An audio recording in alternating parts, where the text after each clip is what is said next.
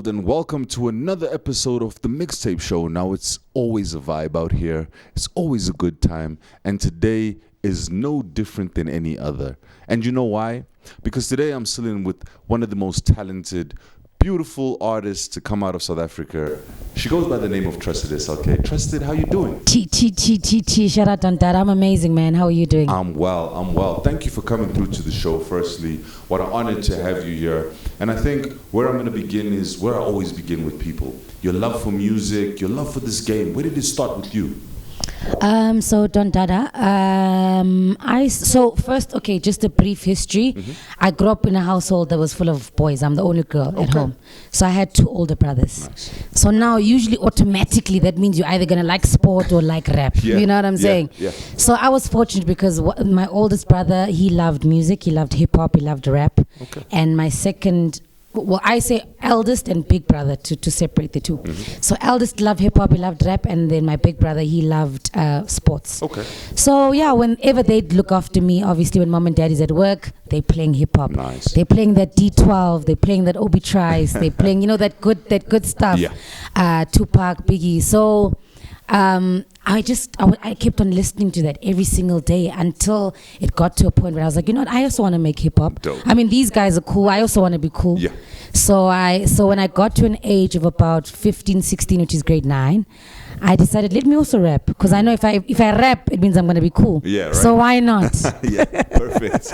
I love that. That's such a beautiful story. And I mean, having the influence coming from your older brothers is a powerful thing. Was this back in the Eastern Cape? Was this in Joburg, or was this in Cape Town? I know you're a woman that represents the whole map. Shout out. So this was back in Cape Town. So I was born in Cape Town, Mthatha. Okay.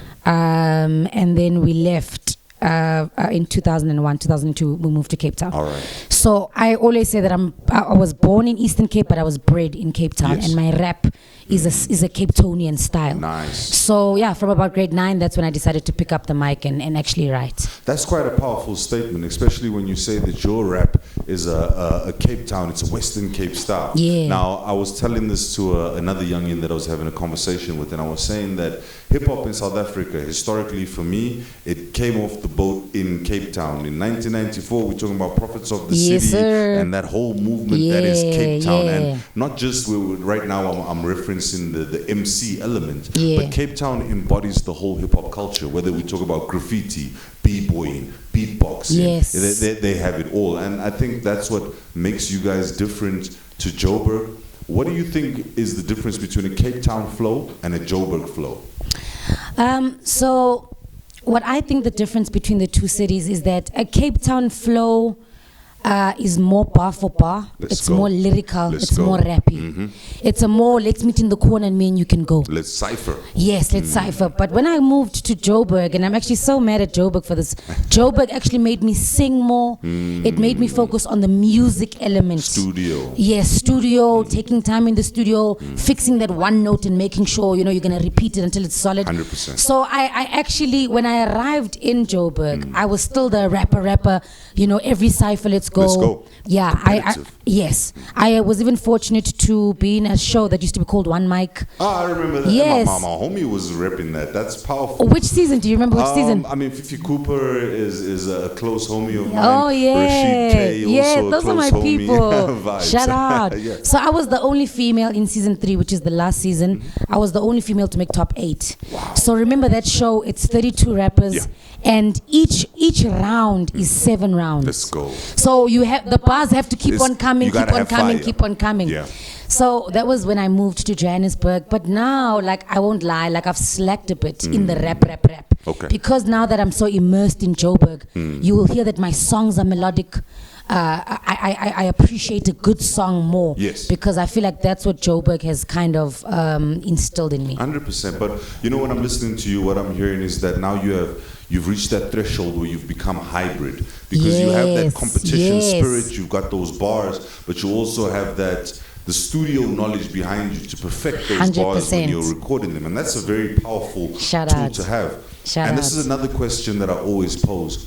Why do you think the Western Cape, and more specifically Cape Town hip-hop, has kind of been cut off from the rest of South Africa. I mean, you guys have great artists down there. We talk about Pengi 21. We talk I about, love Pengi and promo. You know what I mean? Yeah, that's shout out. Yeah, youngster CPT. That's like the poster boy of Cape Town. Yes. But yet the music doesn't seem to reach out of Cape Town. It's like it's kept there. Yeah. Why do you think that is? You know what? I think because Joburg is the media hub. You know, there's certain, you know, when you position yourself, there's certain spaces you need to be in to get a certain spotlight. Yes. And that is why I also left Cape Town. I saw that in Cape Town, like you're saying, we've been cut off, we're being sidelined. It's wasting my time. I need to leave. I feel you. And there's been changes due to that, you know, that movement. Yes. So I think Cape Town is just cut out or just sidelined because it's not the hub. I mean, you know, Cape Town is beautiful for views, tourism,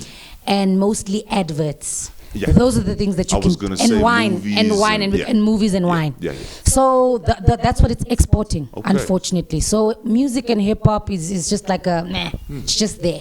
But in Joburg, now you know that music is in the top 3 out of the things that we export outside of Joburg. 100%. I mean, you're talking about DSTVs, you talk about nationwide radio stations like, is it Metro FM? Yes, YFM. There's great reach. It's a powerful tool to use. You know, it's crazy because Cape Town has so much talent. And when I look at what's going on there and the type of hip hop that's being created, it's traditional. It's, you know, when you look at the way hip hop is done, that is how hip hop is done. You're talking about people who come through ciphers, people that have been through battles, people that, you know, it's the whole feeling that goes through Cape Town. And you think when it comes to the movies and the adverts that perhaps as an artist you get opportunities for sync deals, or perhaps with the tourism there'll be more performance opportunities available. What is it like as an artist to survive there? Is there those type of opportunities? Most of the time, no. And the reason, like I said, and I'll say it again, the reason is that it's hard for you to meet somebody who is doing the sync. All the record labels are here. Oh my gosh. So you're not going to meet anybody at the club or maybe while you're having a drink or while you're having pizza who will say, oh, I actually work at Sony. It's very rare. And even if you happened to ever meet them, they're on holiday. They're not trying to talk about work. So that is why it's seldom that could ever happen. But ever since I've moved to Joburg, I've gotten a sync deal. And the reason is because I've met somebody who said, oh, I actually work at so-and-so. And I said, yo, bro, give me a chance. And he gave me a chance. And so hence I'm saying that the hub is here. The musical hub is here. 100%. And if you want to explore those things like sync deals, licensing, scoring, I would suggest that you have to be here. 100%. Yeah. And let's talk about the Eastern Cape a little bit, because now that's a different kettle of fish compared to the Western Cape. Western Cape has this pride culture in hip hop and everything that comes with it, even the fashion. We can talk about the sneaker culture, and the Western Cape is just deep in the game. How is it now going to the Eastern Cape with your experience in music? So I'll be honest with you. In Eastern Cape,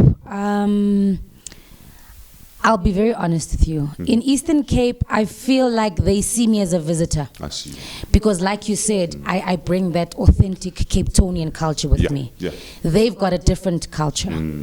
And I wouldn't speak on their culture because they probably know it better than I do. 100%. But what I've noticed is that when I'm there, they see me as an outsider only because I don't immerse myself in the culture, the hip hop culture, the way they do.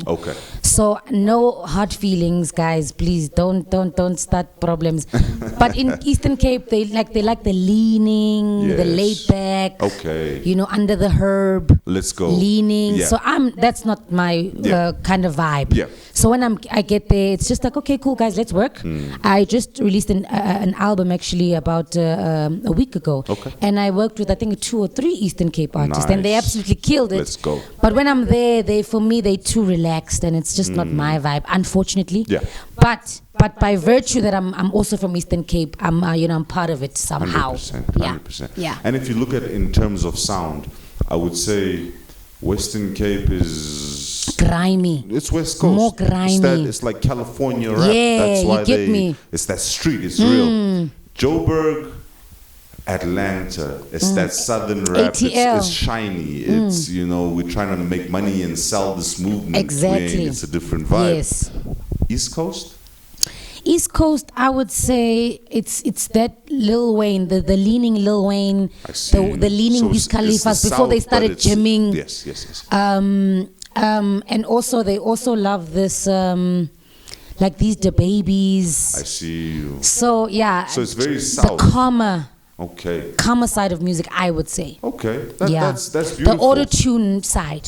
All right. Yeah. You know, it's beautiful because it's like as you go through the provinces, you can see where they get the influences from and how the music has developed with them. So it's quite interesting. But what I've noticed is that the South of America has really influenced a lot of the hip hop across South Africa, except for the Western Cape. We're still keeping it real. It's like New York, California vibes going on there. Yes. And then the rest, it's Atlanta and it's I don't know, Tennessee, and it's just going south, Memphis, and it's a vibe.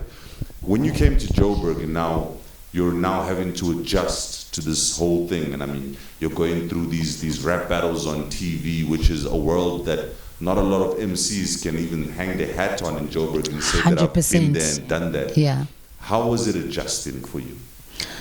So it wasn't that difficult because, like I said, I came here with self-knowledge as an artist who grew up to people like Nas. You know that knowledge of thyself is the first, It's the first pillar. It's the first pillar. So when I got here, I knew myself. I was firm in my ways, and I was able to do that fantastic opportunity, like I said. Nice. However, I started then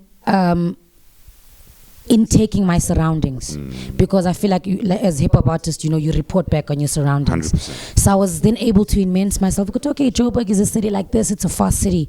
You have to always keep your eyes open. You have to be awake. You have to be alert. Yeah.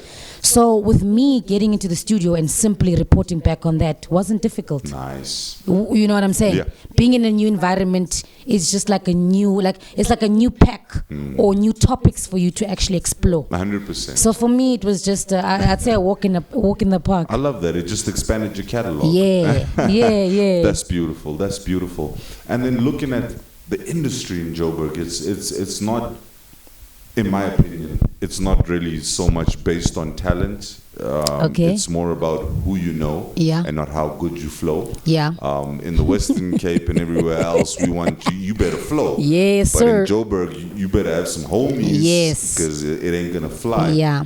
Was that something that you picked up immediately? How was it adjusting to that type of a situation? I picked that up immediately. And that's why I actually love Joburg. Like, I'm obsessed with Joburg because you can grind. It's grindable. Yes. And I always say to like some of my friends, and I speak to them, if you're in Joburg, I feel like 50% of the job is already done for you. Nice. You just need to maximize on the other 50%. True. So when I arrived, immediately I knew that you can see certain people that are moving a certain way, and you can tell that, no, that guy must be important. No doubt. You know what I'm saying? And I need to have a word with that guy somehow.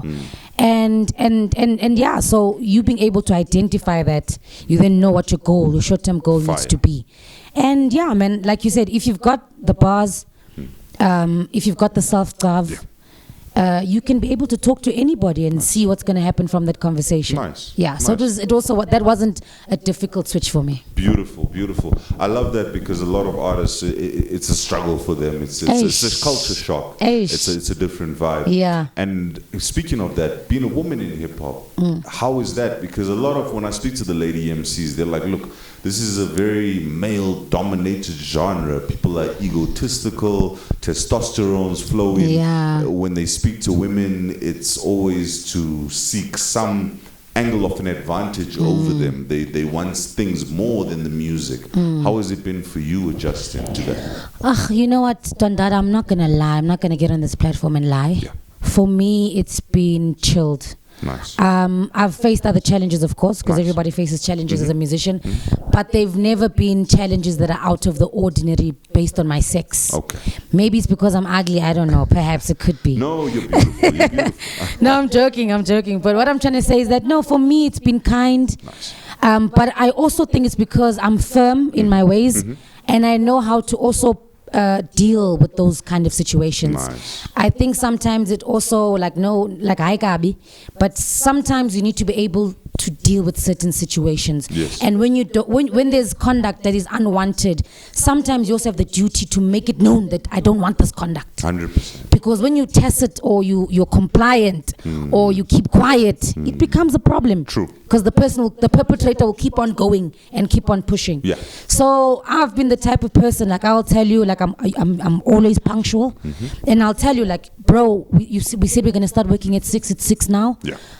What are we doing? What's happening? Can I get the files? Yeah. When are we meeting again? So I'm very like straightforward, very professional, yeah, to the point. Nice. So I haven't faced any challenges due to my sex, not yet. Nice. I'm not gonna lie. Well, I'm glad, and I hope that you do not. You know, but I love your spirit, and as you said, you're always punctual. You arrived here for this interview at least 20 minutes prior to the time. So you're a very professional lady. Shout out. Your professionalism, is this something that was installed in you from a family values, or is this something that you said, look, I gotta be this way to be successful?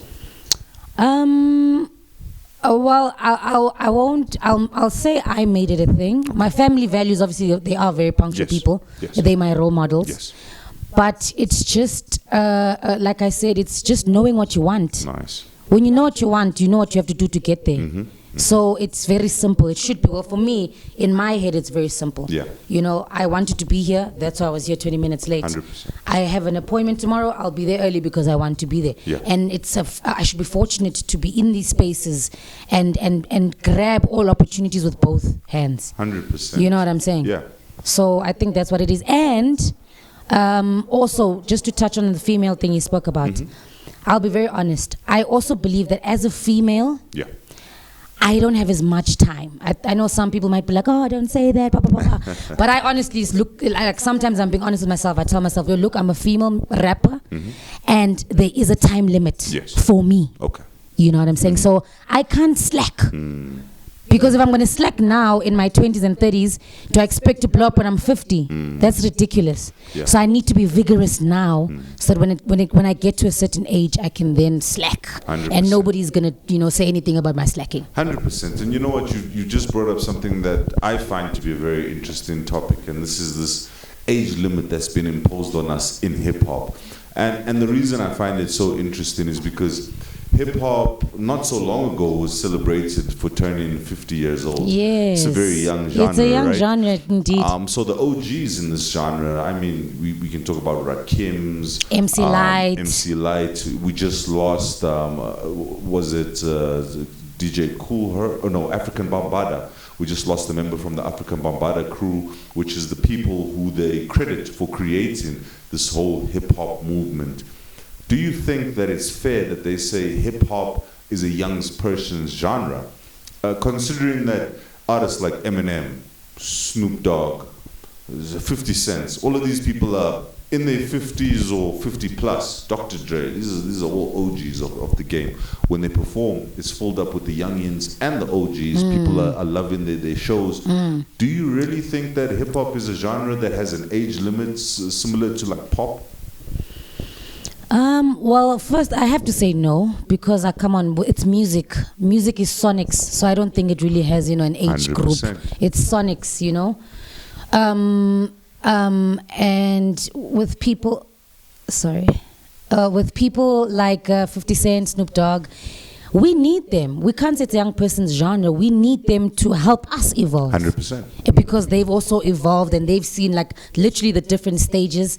So no, I don't think it's a young person's genre. Lovely. But I will be honest, I do laugh when I listen to Nasty C and he makes a reference to J. Cole and I'm like, oh, that means like you young. You know what I'm saying? Yeah. But for him, that's his OG, which makes sense in his timeline. 100%. And I think it's such a beautiful thing that happens in hip hop, that the older generation, like you come into the game as a young man, you find or young lady, you find your success within the industry as an artist. Once you found your success as an artist, you start to branch out as a businessman or a business lady. Yes. And then you start to make strives to make a hip hop a dominant genre. 100%. So I think it's quite a beautiful cycle that we go into. Yeah. Do you see yourself stepping into the shoes of business, the CEO, when the time comes for that? 100%, man. Why not? Nice. Why not? Definitely, I see myself stepping into those positions because, knowledge, we have to pass on the knowledge. What's the use of being so bright and then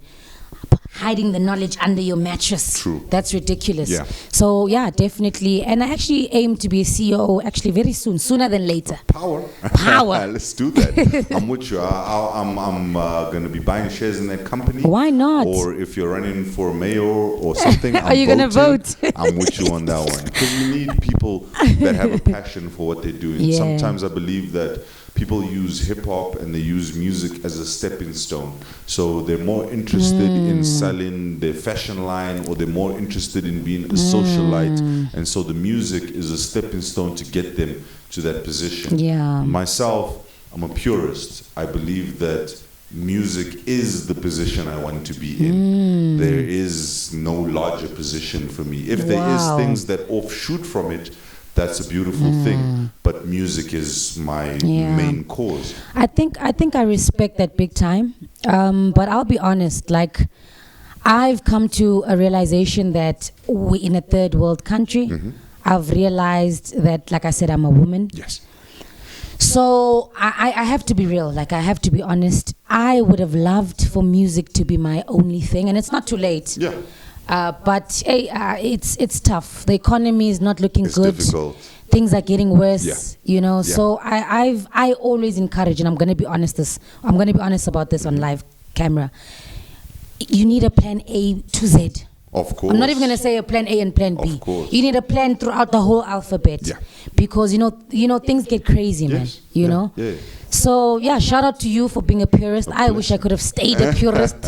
But eventually I had to see that, no, you know what, I need to, my day job unfortunately has to fund my dream job. Of course. Fortunately or unfortunately. Yeah. But that's kind of the stance that we found ourselves in. But you see, when as you say creatives. that, and I agree with you 100%, but what you're speaking about is creating alternative revenue streams, Yes. which I 100% stand behind. Cool. Hence why we're on the podcast today, and I do radio, Yeah. and I do so many other things other Yeah. than music. Yeah. But as I said, music is not the stepping stone. I could never leave music I get and you. say, look, I'm no longer a musician, I'm just a retailer or whatever it is. Yeah.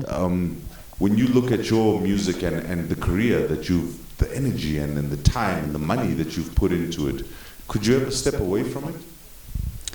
No, I couldn't step away from it. But like I said, yeah, I do have plans of, I'm currently on a path. Yeah. That is going to open doors for me in a space that's completely like opposite to music. Nice, yeah. But I'm gonna make it work. Beautiful. Yeah, I'm gonna make it work. Beautiful, and I love your energy. I can hear. Shout out. We're very similar. I think when we speak of the purest side of the music and all, you speak of the ciphers, you speak of the creativity. And all of these things that got into making you the artist you are, and that makes you unshakable when you step into the industry and into different zones where perhaps they don't view music the same way that you view it. If there was anything that you could change, looking back at your early career, is there anything you would do that to? Definitely not. Nothing. Okay. I wouldn't change a thing. Nice. My journey was just fantastic, and it's been rewarding. And like I said, I dropped an album recently, which was a sequel, but the name of that album was called Meaningful Hustle. 100%. And the reason I called it Meaningful Hustle is because my hustle is meaningful. Let's go. Sometimes I talk to people and I'm like, guys, you can have a hustle, but is it meaningful? Yeah, what does it mean? Yeah. You know what I'm saying? Yeah. Is it real? Is it legit? Is it deep? Yeah. So with me coming up with this, title of an offering and calling it Meaningful Hustle, it just shows you that, I take it very seriously and I'm immersed in this music. And we need that type of energy and spirit, and not only in music, but in everything that you do in life. Yes. I think one of the greatest sentences my father has ever said to me, he said, if you're going to do anything, do it properly. Otherwise, don't do it. Because you're wasting time. 100%. And that's how I take everything that I do in life. You do it 100%. There's a right way to do it.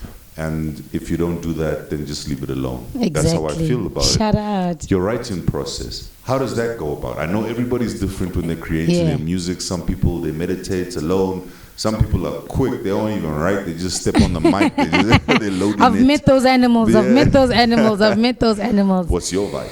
So my vibe is, I'll start by speaking about how I used to be when I started making music.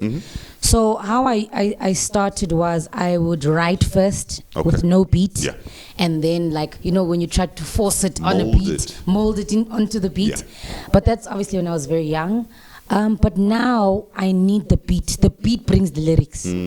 So I'm the kind of person that I can walk into a studio, you can play me a beat, I will know within the first 2 seconds if it's the right one or not. I don't need to wait for the drop. You know, you get those like, okay, let's wait for the drop. 2 seconds is sufficient to know 100%. Because if I can connect with that beat in that 2 seconds, I know that the rhymes are just gonna come. 100%. You know, and I'm not that type that will, for example, get in the studio and say, okay, today I want to be sad, or I want to be happy, or I want to make pop. I just let the beat lead me. 100%. Yeah. You're like the female version of me. That's exactly what I be telling the boys all the time. Like, the beat leads you, bro. It tells you what to say. The beat, when the producer makes it, it has a feeling, it has an emotion. He's speaking with that production, and you're putting words to what he's saying. The nerves in your brain just go, they start, like, you know, 100%. Quantifying and formalizing words. 100%. Shout out. Let me dab you on that one. That. Nah, yes, I love what you're doing there. That's a very powerful message. So that actually helped me a lot, because, like I said, when I was doing battle rap,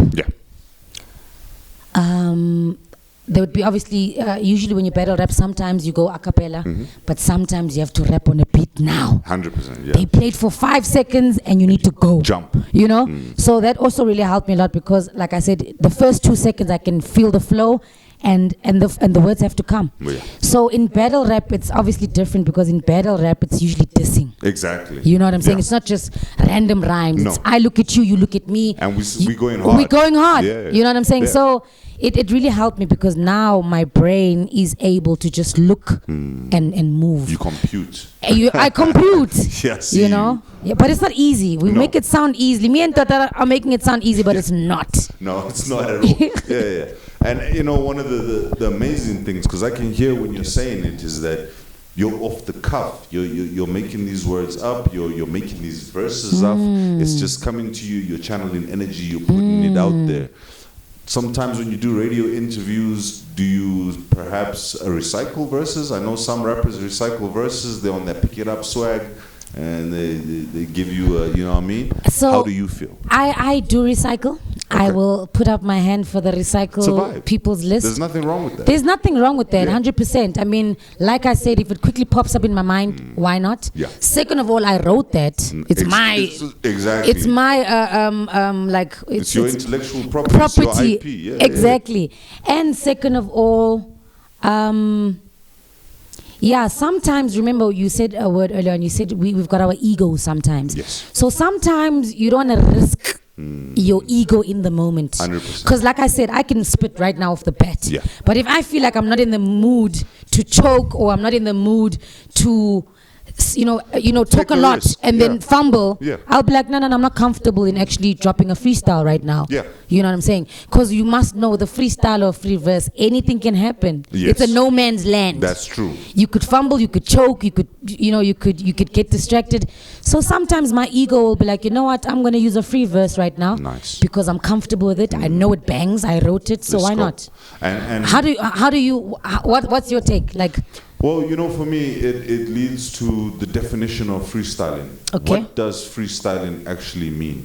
Now, for me, freestyle, and this is something that I've also heard from Rakim and them, where they were saying that freestyle was created, meaning that it's a structure-free or subject-free verse. It doesn't have a specific subject or whatever, but it doesn't mean that it comes off the top of the dome. It could be a written, it could be whatever. Shout out. But when you say off the top of the dome, that's a freestyle. You know, that's different. That's real. 100%. So for me, it's like, it's two schools of thought. I mean, we talk about Eminem. If you look at Eminem and a lot of the freestyles that he dropped on radio, those freestyles ended up becoming songs. Those were probably writtens that he then transformed into something. There's nothing wrong with that. There's nothing wrong with that. As you say, you're showcasing your talent. Exactly. Why would you want to go at 50% if you can go at 100%? At 100. Thank you so much. So I have no problem with it. It just depends on how you term it. Do you want a freestyle, or do you want off the top of the head? I'm a very you have to be very specific. Yeah, with I'm me. also like that. Yeah. So what I usually say free verse. Okay. When it's a verse. 100%. I will gladly identify. I'm like, oh no, let me spit a free verse. Yeah.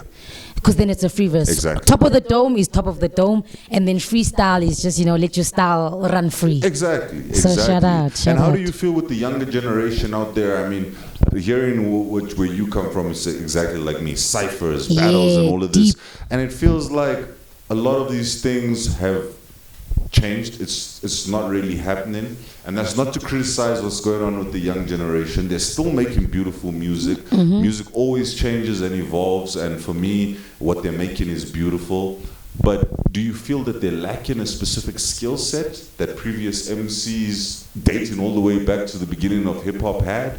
Or do you think that we're at the cusp of evolution and things must evolve? You know what, Don Dada, I will rather say, I think they can keep on doing what they're doing, but for somebody like me, I can't listen to it. I feel you. You know what I'm saying? Yeah. Or let me rather say, I can listen once, but it's not something I will go back to. Personal preference. You know what I'm saying? Yeah. So they can keep going because, like we said, hip hop is evolving. Yes. So they can be free. I mean, they're creatives. Yes. Yes. So they can just do them. But I'll be very honest, it's not something I can revisit. And that's just that's how it is. Yeah. No, it's you know what I'm saying? preference. Yeah. Look, my daughter, she is 16, going on 17. Oh wow! Shout out. She's also an artist. In Bless fact, her the soul. first show of the mixtape show, y'all need to go back and just rewatch all episodes. She's over there and she's dropping her little truths and her freestyles. And when you speak to her and you ask her what type of hip hop do you like, she's going back to the 90s. She's a 90s throwback. Fantastic. And I sat with her and I was like, listen, I'm dad. I've been in this game for a while. Yeah. Let me produce for you, girl. Wow. So I made her 2 or 3 beats. She listened to them and then she said, nah, I don't really like your beats. I say, why you don't like my beats? She says, nah, because your beats is too new school. I need that stuff. Wow. You know what I mean? That's shocking. Right? That's beautiful though. So there is hope. Those youngsters that are still on their throwback mission with hip hop. Yeah. Do you think that that's a wise thing? Do you think it's wise to hold on to the old and throwback? Or do you think that we should evolve? We should just continue to move forward and grow? You know, evolving is always a good thing. But I always think when you go back, it becomes more intellectual. Indeed. Because it's not a genre that's alone when you take it back. Yes. And it's affiliated with things that mean other things. It's a learning session. It's a learning session now. It's deeper than just, chilling and rapping because you can. So I think when you go back, there's so much depth to it. Nice. But when you're doing new school, still nothing wrong because now you've got the vibes. Yes. The beats are banging as well. We're not going to diss on the beats. The beats are hard. The beats are fire. 100%. But now it's just limited to, I heard the beat, I liked it, I jumped. Kanti, ask the old school gang, you have to be like, there's a story, there's an intro, there's a body, there's a conclusion. Yeah. You know what I'm saying? Yeah. It's a report back. So the new school is proper, it's dope, it's special, but I think just the old school has more depth. I feel you. And That's what I think. I also think it comes down to the value of music. I think in the old school, we went to the shop. You buy that album. If I'm gonna put 100 rand down for this thing, I'm listening to. I'm playing it 100 times, yeah, you know literally. I mean? Even the songs I don't like, I will force myself to find one I like yes. because I've paid for it. Yes. Now you're and paying you've probably Spotify. And most times you've traveled exactly to go and buy get it. So it wasn't easy to get it. You know what I mean? So now you're paying for Spotify. Spotify gives you every single album in the world for free. Can I make a comment on Spotify? Yeah. I'm actually so mad at Spotify. I don't like the way they so you know how you go on Spotify? So like I said, I've dropped 4 studio albums. Yes. And Spotify, Spotify is sabotaging some of us because when you go on the Spotify page, yes, the albums are at the bottom, but sometimes you struggle to find songs. Like you'll be on my profile, or I'll be on your profile, and maybe I want a song that you dropped in 2018, and I will struggle somehow. Yeah, that happens. Which I don't understand that logic. But I think it only happens to artists that are not dominant, because that's something but then that's why? When they pitched it, it was for all artists. Yeah. Now why is the dominant and submissive and well, you know, when they recessive? pitched it for all artists, they were saying that this is going to generate income for all artists. It's going to make all of us rich. And then we quickly learned that streaming wasn't going to give you any real money. And then after learning that it's not going to give you any real money, we started to learn that these playlists are not selected randomly 100%. or fairly. This is just, and so it's a win for them. 100%. And so I feel that for us that are the independents and not a part of that big whirling system, it becomes a 10 times battle to get yourself in a position of a normal artist and so on. But speaking of your studio albums, I mean, 4 studio albums is an amazing body of work. Shout out. There's some people who only have one or I not always even. say that. I always say that. It's true. Some people have died with just one album. 100%. Let's start at the beginning. What motivated you to start with these bodies of work? What are they about? Is it a continuous story? Do they link together? Take them out. Shout out. So, so firstly, when I started making music, I used to drop a lot of singles because I said earlier on, I specialize in performances. So I would make a banger, perform it, make a banger, perform it. But obviously, I realized now that I need to structure. So I dropped my first EP, which was called Meaningful Hustle 1. Well, it was just called Meaningful Hustle. And that's when I just moved to Joburg. Okay. And it was a beautiful 7-track EP with me just quantifying, you know, my music. Then I dropped a second, or rather I'll say an album, because it was an EP and then an album. So the album was titled If I Don't, Who Will? So there, like, I was deep in Josie now. Like, that's like that gangster rap, that like...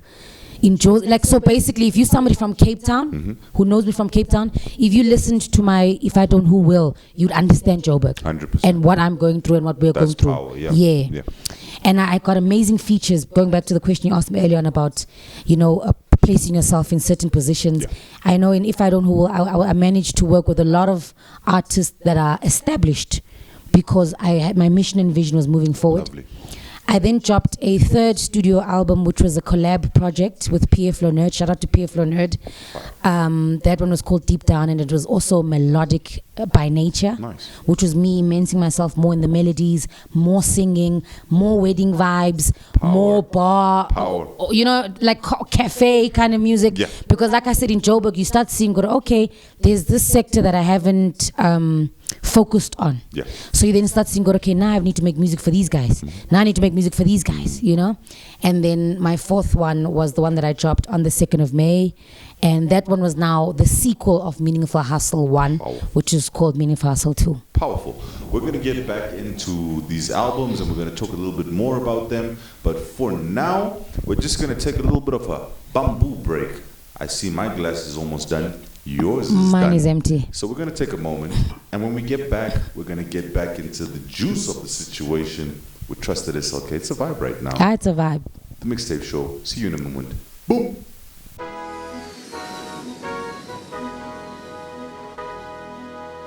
Back from the break, and it's a vibe right now on the Mixtape Show. And you know what? We ended off speaking about albums. We're speaking about writing process, and we ended up saying fill up the glasses. Now the glasses are full. We've got to get back into the albums. Now you were saying that, you know, you've worked with remarkable individuals across your process. Who is the standouts for you? Oh, that is such a hectic question. To be honest, they all stood out because they all had a different ingredient that they were bringing to my pot. Beautiful. So I don't have one that was more special than the other.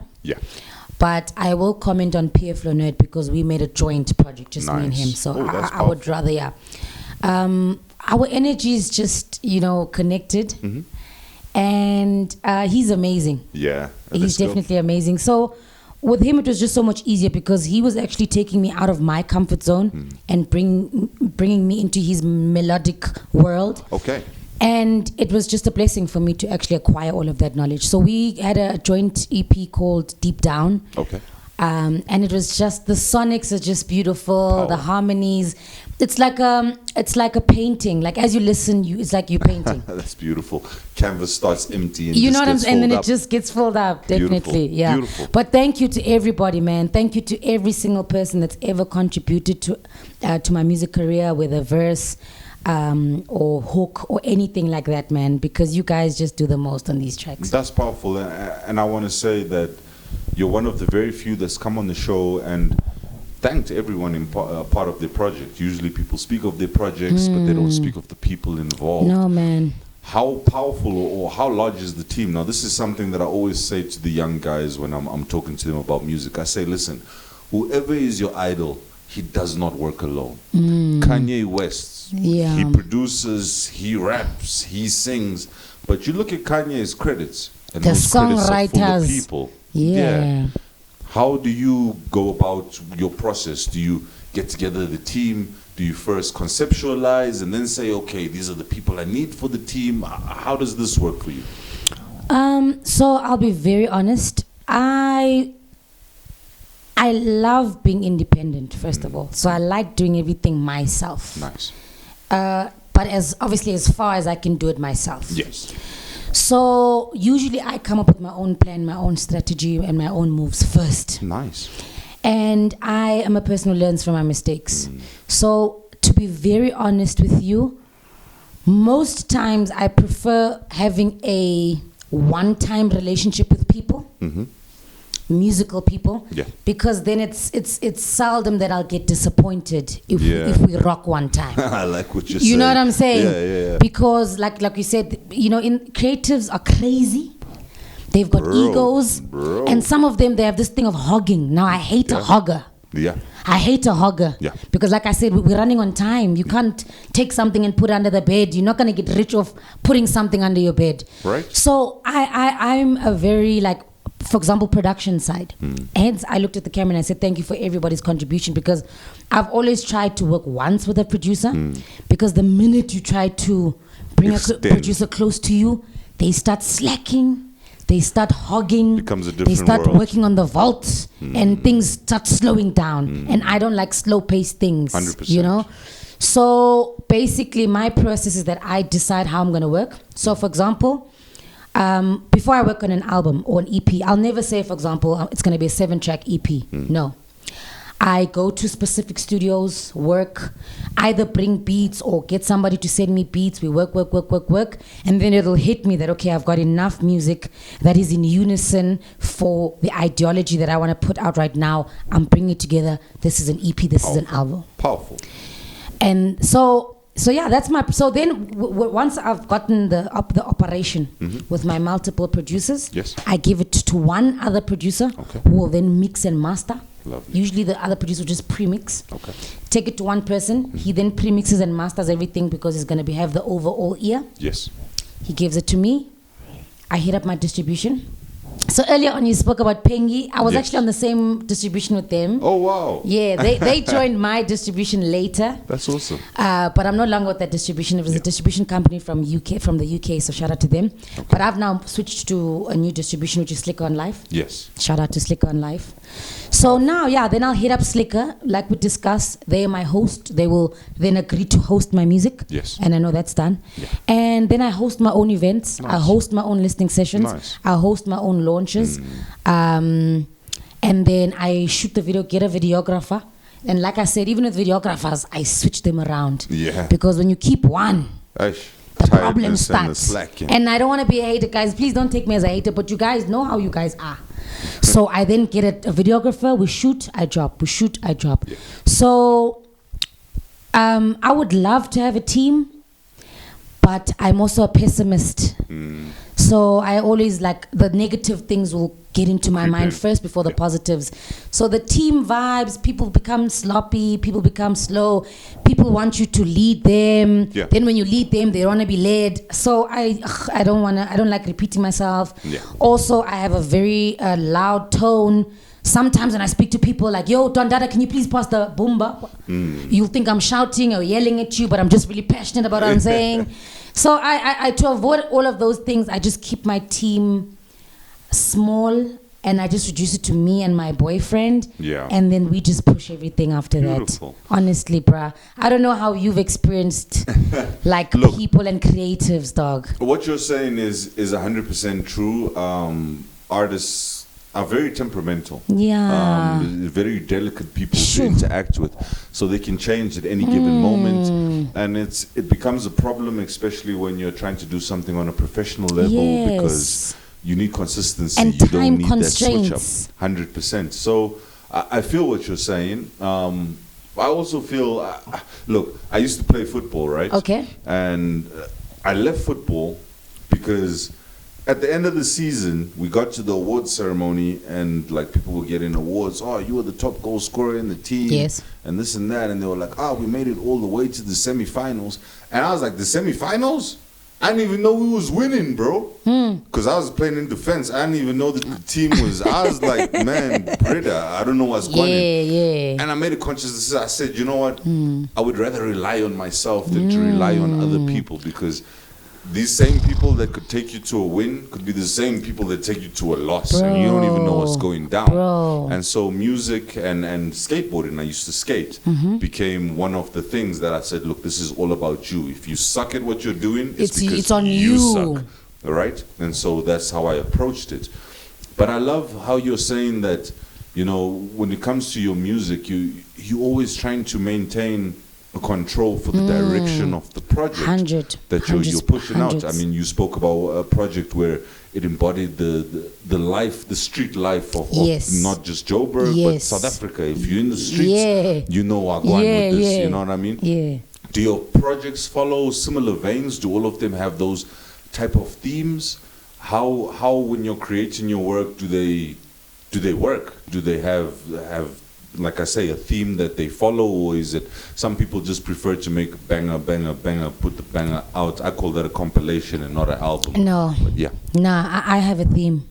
Nice. I have a theme. I always theme it out, because remember, I also believe like you need to cater for everybody also that's going to be listening. So what and I'm going to be very honest, my approach is usually slow in the beginning, and then we turn up later on. Nice. So I always try to secure the listener, low tempo, secure the listener in the beginning, and then we can rock together. Let's go. You know what I'm saying? I'm not just gonna let us rock, and then afterwards you listen to the one song or two songs, and then you leave the album. Come here, let me holler at you. 100%. You know what I'm saying? Yeah. So I definitely always have a theme, and yeah, so I always start slow. Either motivational or storytelling, Nice. but just some depth in the beginning. And then as the album or the EP goes up, then we're turning it up, we're rocking, we're in the club, we're trolling. That's how I do it. And the new project that's out right now, I know you're making waves with it. Let's talk a little bit about that. Yeah. It's called Meaningful Hustle 2. Super proud of this offering.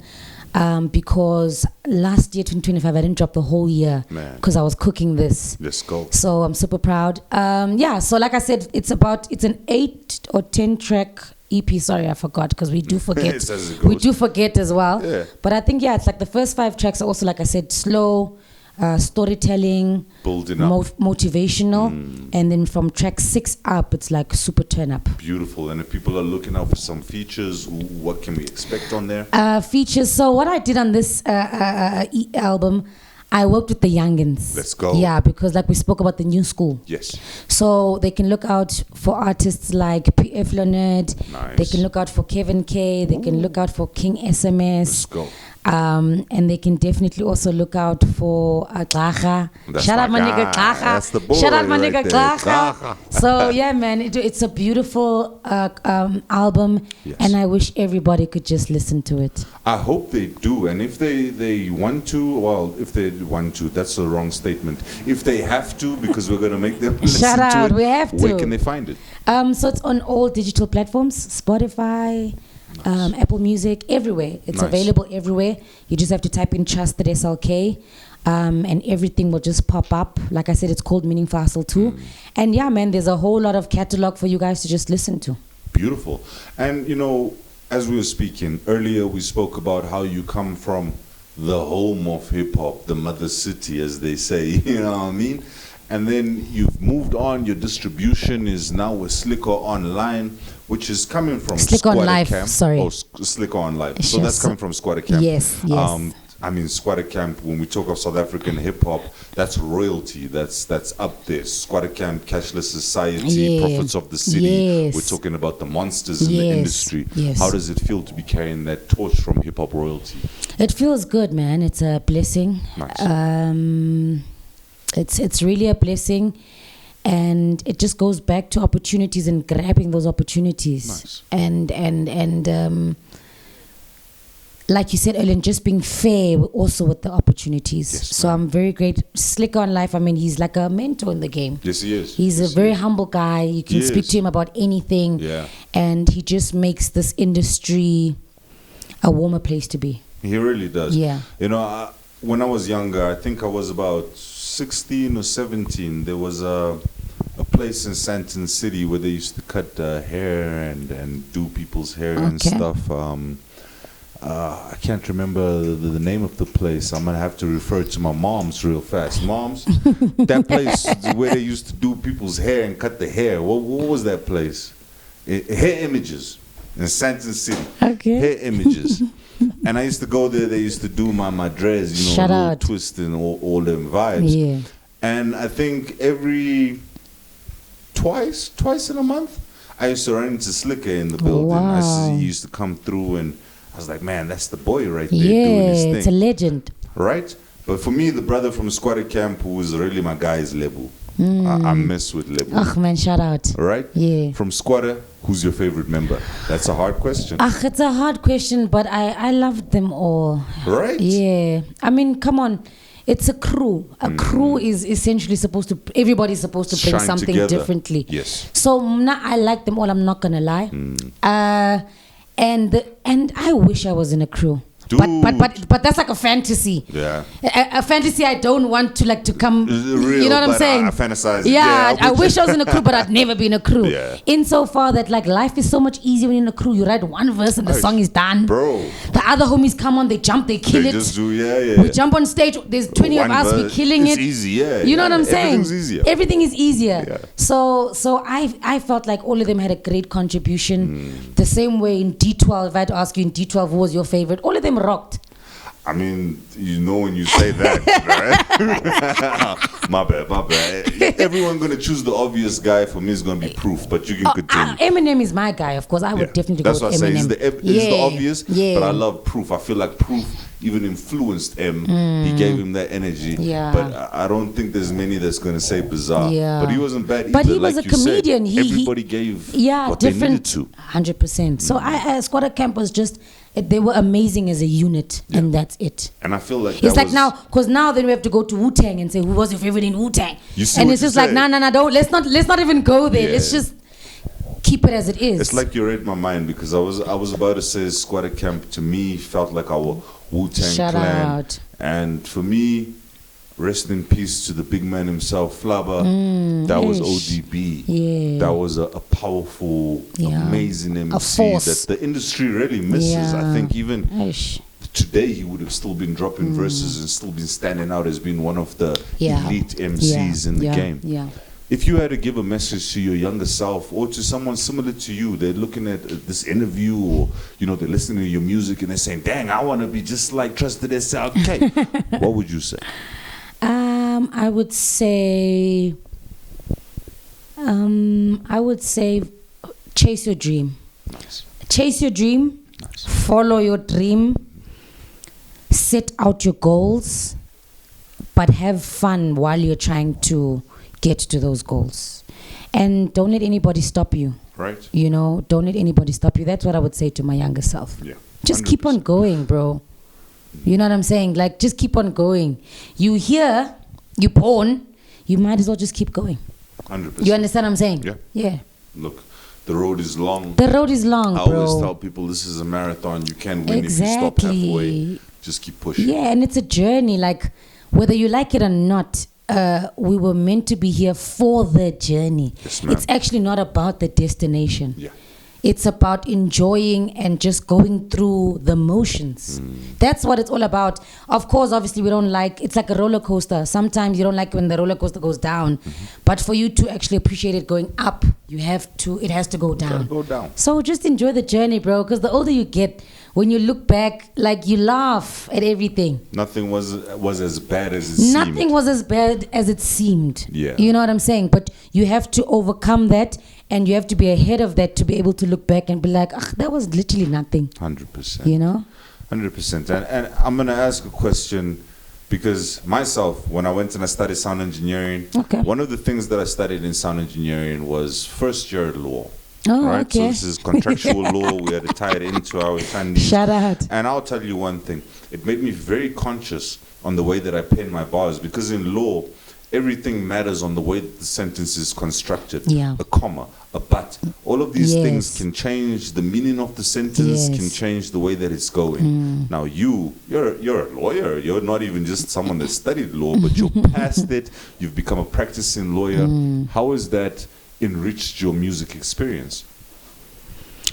It's enriched my music experience insofar that obviously I read a lot. And you know what? Some people might judge me, but I always, like, I'm not gonna lie, Dada, I don't like read books. And I always say I don't read books because I've been studying so much, legislature. You're in the books. I'm in the books, thank you. Like, I'm in the books, I don't have time, but it's a weak excuse. But I use it regardless. That look, I don't really read like other books because I'm in the books. But it's helped with my vocabulary. It's helped with the skill of being inquisitive, because when you're in a legal space, you always have to be aware of what's happening. Of course. You always have to quickly Google. Like, if you say something right now and I feel like I don't trust it, like, I'll quickly Google it. I'm like, you know what? Dada, those numbers don't sound right, my dog. You know? So that's a skill. And being in a law school kind of setup teaches you a school of thought of just wanting to know a little bit more. 100%. Because when you know a little bit more, you have an upper hand. Yes. And when you have an upper hand, you are closer to victory when you have an upper 100%. Hand. So in my bars, it's really helped me with just knowing a bit more. I remember I've got a song called Vexed. Yeah. And I remember, like, I was in the studio and I jumped on the hook. Don't get me vexed, don't get me vexed. And I remember there was about 12 or 15 niggas in the studio. Sorry, am I allowed to sing? Yeah, no, we on a podcast. Yeah, so there was about 50 niggas in the studio, and they were like, all of them was like, what does vexed mean? Yeah. And I was like, oh, come on, that's just a word. Like, you know, I know what it means.